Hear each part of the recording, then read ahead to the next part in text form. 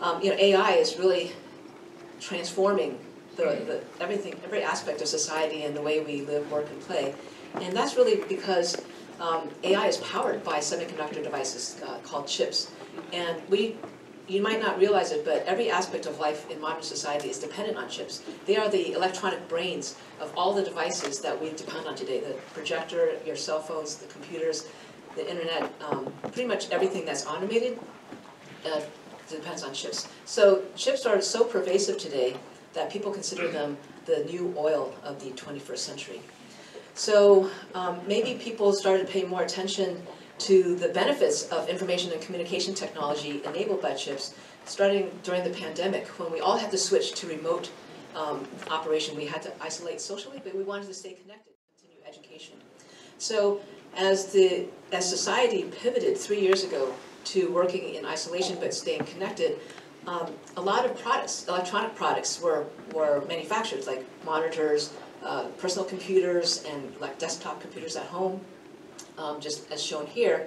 And so the chip manufacturing industry shifted a lot of their production to be able to produce the electronic brains for these kinds of devices. But what that meant was that they produced fewer chips for other types of applications, including automobiles. So in the United States, we actually saw once the vaccine was developed and people started to come out of isolation, they wanted to buy new things like cars. It turns out that there was a shortage of vehicles. So one example is at Ford Motor Company, they didn't have enough chips to finish a lot of their cars, including trucks. So you might be surprised to learn that today the typical new vehicle has thousands of chips in each vehicle. They are used to control things like the windshield wipers, the windows, to maximize the efficiency of the engine or the motor, to make sure that the car runs safely, and you have your entertainment system, you have GPS. All these functions are controlled, enabled by chips. So a lot of cars ended up being stockpiled in parking lots, just waiting for chips to arrive so that they can be completed. I think Lip-Bu and I attended a talk last year where the Ford Motors CEO was saying, yeah, you know, we could sell these cars, but you probably wouldn't want to buy a car that the windows don't operate, right? So it's amazing that they had to stockpile these cars, and you could see the parking lot from space, from outer space, that they filled up this parking lot. This was an image of the Kentucky Speedway, so a race course, and even late last year, you can see even more parking lots there were filled with unfinished cars. So what happened was this caused the price of new cars and used cars to rise up. And it cost over $200 billion of lost revenue just for the automobile industry in 1 year in the United States. Many people had to be furloughed. They didn't have jobs, they didn't have revenue or income. So this contributed to a lot of problems in the United States, including inflation. And so for that reason, last year, Congress and the President of the United States, they passed a new law, the CHIPS and Science Act of 2022, to spur investment in chip manufacturing in the United States. So the goal of the CHIPS and Science Act is to ensure that our country, American companies, in the future will not see a supply chain issue for chips because it affects the economy, economic prosperity of the country so much. And also, we need to stay at the forefront of chip technology if we want to maintain national security in the long run. So what does a chip look like? Well, President Biden on the left is holding a silicon wafer that contains multiple chips, and I'll talk about that. And so that wafer is diced up into little rectangles and then packaged. So the image on the right is a packaged chip, just like ones you would find in your car or in your mobile phone. So you can see here in this image where President Biden was signing that bill, Secretary Raimondo is there clapping, but you know the Speaker of the House and the Speaker and the Senate Majority Leader are all there celebrating the passage of this act. Okay, so to understand how did we get to where we are today, I just have to explain some basics of chip manufacturing. So down at the bottom here is the wafer that you saw President Biden hold. Now, a semiconductor chip is a complex device. It has up to 100 billion tiny components, and they're all interconnected together with metal wiring. Now, they're fabricated on a wafer layer by layer. So you deposit a layer of material, and then you pattern it, and you build it up. It's like building a skyscraper. You build up one floor at a time. So each floor is, you build the lower floors first. So what we do is we coat the surface of the wafer with a light-sensitive material, and then we shine light on that material through a mask. All right, so that's shown here. So the mask pattern is projected onto the wafer, one chip at a time. And so that pattern, after we expose the wafer, then we put it into a developer chemical solution, and then the pattern of that mask is replicated on the surface of the wafer. Then we subject the wafer to a chemical etch process to remove the material where it is not covered, protected by a mask. So this material that we coat onto the surface of the wafer is called photoresist, because it's light sensitive and it resists etching. So we pattern one layer at a time, many chips on a wafer in parallel, and depending on the size of your chip, a single wafer can hold thousands of chips. So you can fabricate thousands of chips together at the same time, layer by layer, and this is what makes the chips actually cost effective to manufacture. Okay, so today, I mentioned cars, but chips are used in many other applications. In your home, if you have a smart thermostat, if you have appliances that automatically can control the time and the temperature and so on, those are examples of consumer products. In manufacturing facilities, a lot of automation is controlled by chips. And we do rely on chips to communicate wirelessly, and of course PCs. And also in the military, the federal government uses some chips. So the number of chips in the world is actually proliferating at an exponential pace. Today, within 10 years, we expect over hundreds of billions of chips in the world, and that's many more per person. So it's dozens of chips per person, and these chips are used for a lot of applications, including AI. So they're going to be sort of embedded in everything around us and in us, perhaps. So looking at a device that we all are familiar with, if you take it apart, if you look closely, you'll see that there's what we call a motherboard. It has multiple chips on there, and the brains of the iPhone cell phone has over 10 billion transistors. Okay, so what do we do with most of those 300 billion devices? Well, a lot of them are smart. They're taking note of the environment, and so they're actually used to generate a lot of data. Now, just for a reference, a zettabyte is 1 billion terabytes. So 1 billion terabytes. Okay, each terabyte, you can think of it as storing information enough for a short TV show on YouTube. So if you look over time, over the past almost 10 years, the amount of data that is generated in the world has grown quite rapidly. And so back about 5 years ago, we crossed a threshold where more data is generated by machines, by devices, than by people. And in the future, I think we'll see over 100 zettabytes generated per year. And most of it is by industrial Internet of Things devices. In our homes, we have lots of automated devices. And the cars that are on the road, they'll generate lots of data. And it's because of the proliferation of data that computing devices can actually now make sense of the real world, and the computing capability has improved so that we can actually have artificial intelligence.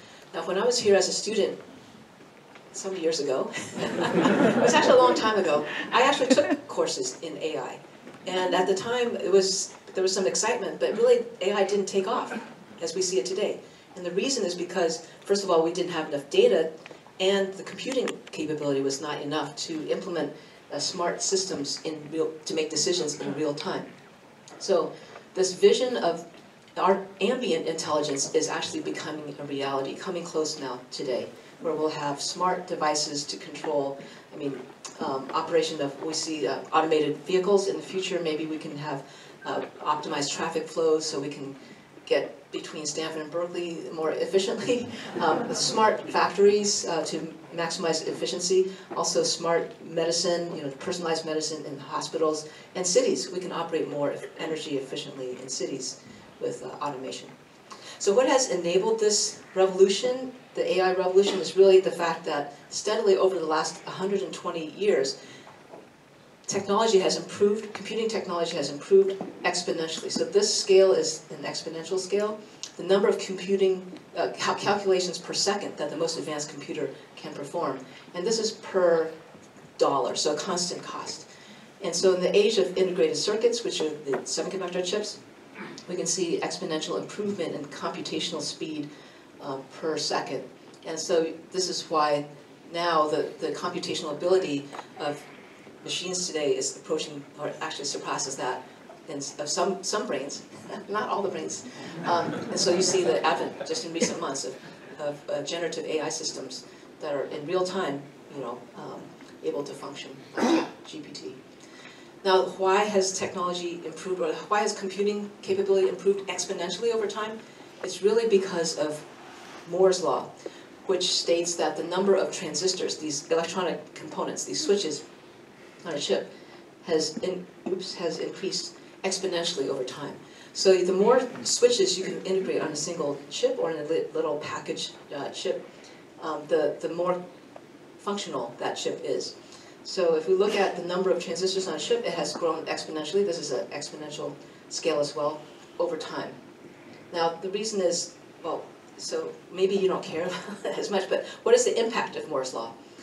First of all, what happens when you make a transistor smaller so that you can fit more of them on a chip is that the size of the chip can get smaller, right? So as you if you have a certain number of transistors on a chip, you can make smaller chips with the same number of transistors if you advance the technology.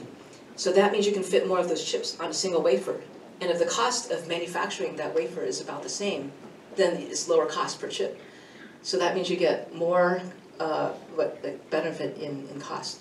It turns out also that if you make the transistors squeeze tightly together, the wires that connect them are shorter. So actually the chip, computation can occur faster because you're just moving electrons over shorter distances. So it turns out you can also improve the performance of a computing chip if you shrink the size of the transistors and pack them more closely together. So if you want to lower the cost per function or increase the capability of your computing chip, Moore's law, transistor scaling, allows you to achieve that. And this allows engineers to design better chips to perform more functions. That leads to new products and market growth for the chip industry. And the part of the revenue is invested to advance the technology just a little bit more, to fit more transistors on chip. So it's really this virtuous cycle that has operated over the last few decades that has led to this AI revolution today. Now, in the most advanced microprocessors today, you have dozens of layers of materials. And you have over 100 billion chips on 100 billion transistors on a chip the size of a thumbnail. That means the transistors are really small, on the order of nanometers, approaching nanometer dimensions. So it's pretty amazing over the last 60 years how the semiconductor industry has advanced in technology. The precision with which you have to control those layers of material is equivalent to controlling a material that's just about as thick as a business card on a building the size of a tall skyscraper.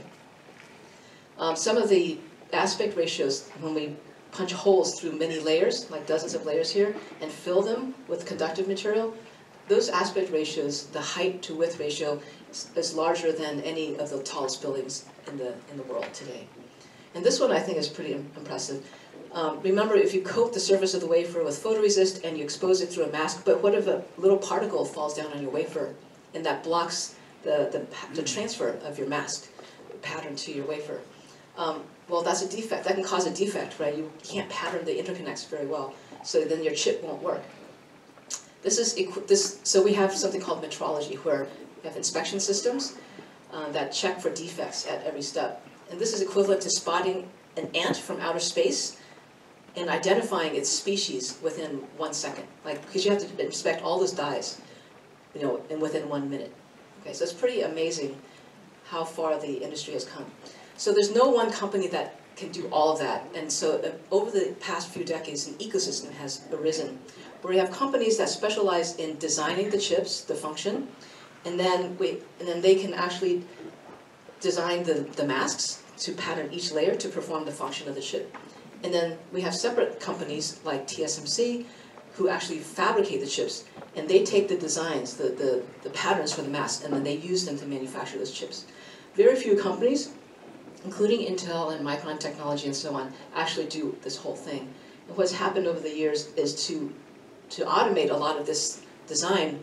Electronic design automation companies have sprouted up. We have ancillary companies like software and engineering service companies.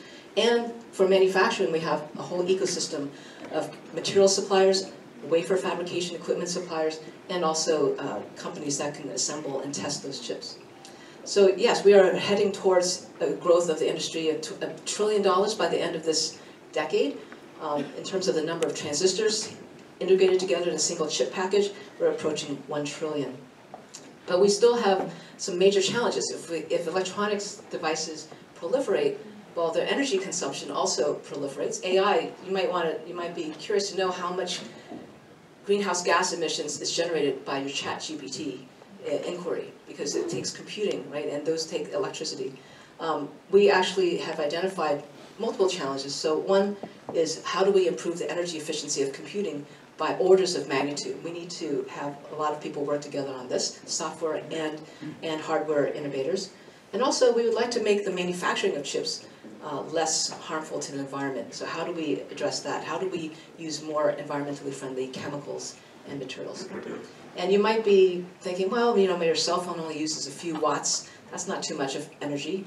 But if you consider that there are billions of these cell phones and they're replaced every year or two, that's a lot of energy, electricity that is powered by these devices. So if we can reduce this energy consumption, we can really make a difference towards a more sustainable future.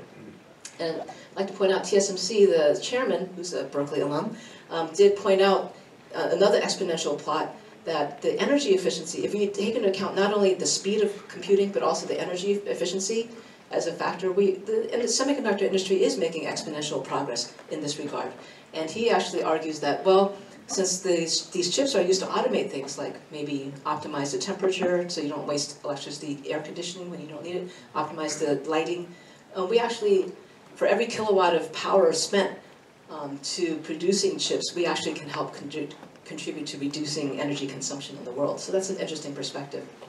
Okay, so what is a major challenge that everybody has identified? Boo mentioned this, is lack of sufficient talent to fuel this growth. In Taiwan, on the left, if you look at the number of STEM, science, technology, engineering, math graduates, it's steadily declining.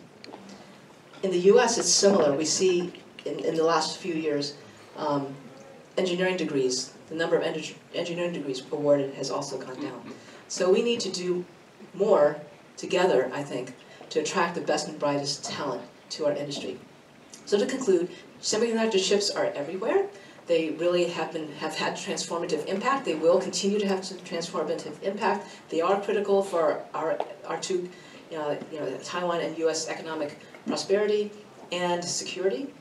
And I think collaboration is necessary.